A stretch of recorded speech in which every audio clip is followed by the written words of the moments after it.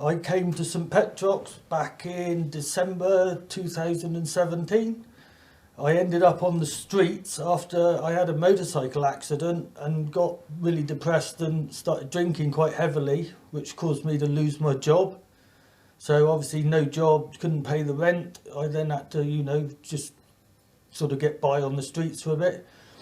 I was sleeping rough in the archway to Chasewater Church. And while I was there that evening, another homeless person came in to sleep on the opposite side of the bench, and he mentioned St Petrox to me, which I didn't know much about, told me where head office was at City Road. So that morning I went down and registered, and I guess I was one of the lucky ones, because after registering at head office, within 3 hours and 20 minutes I was offered a room up at Tremaine. So, which, yeah, they asked me if I wanted it, I could have snatched their hands off. So, and since being up there, I've managed, because obviously I was drinking as well because of the motorcycle accident, I was suffering a lot of pain. So I was really self-medicating. But then since moving in up at Tremaine, I gave up the drink and everything. And then the other sort of aches and pains came to light.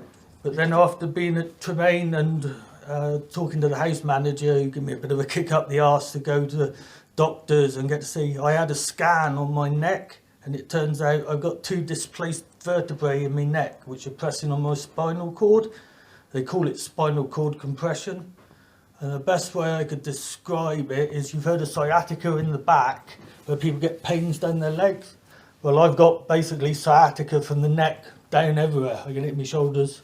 So at the moment, I'm just on a lot of painkillers to get by. Because also in the scan, it showed up not just the discs have been pushed out of place, but I also had degenerative disc disease in them as well. So the left-hand side of the discs are slowly rotting away. Well, on C6, they're actually completely crushed down, so they're causing a lot of pain as well, pressing on the nerves. So, but I suppose they're managing it quite well now, which obviously if I hadn't moved into Tremaine, I wouldn't have known anything about it. I'd have just soldiered on self-medicating with alcohol. So, but on a brighter note, since being at Tremaine and with St Petrox, I was through St Petrox and a place called, or organisation called Groundswell up in London.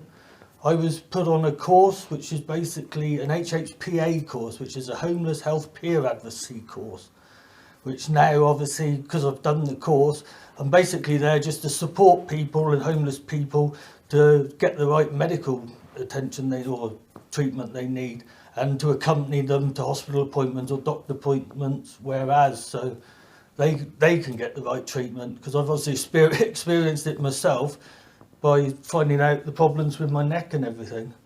So, like I say, lockdown didn't help, because we did just finish the training, and then I think we finished the training towards the end of February, and then March lockdown hit. But since they've sort of like eased up on the lockdown, I have had a few clients which I've taken to hospital.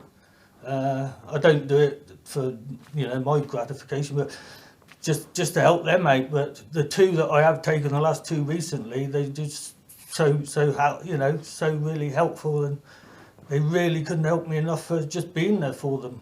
At the end of the day, what St Petrox really proved to me is I needed help. I couldn't do it alone. That's probably the main thing. So, being a single bloke, I suppose you don't like to admit defeat. So, yeah, I had to. But since I went in and registered with St Petrox, it's been brilliant ever since, really.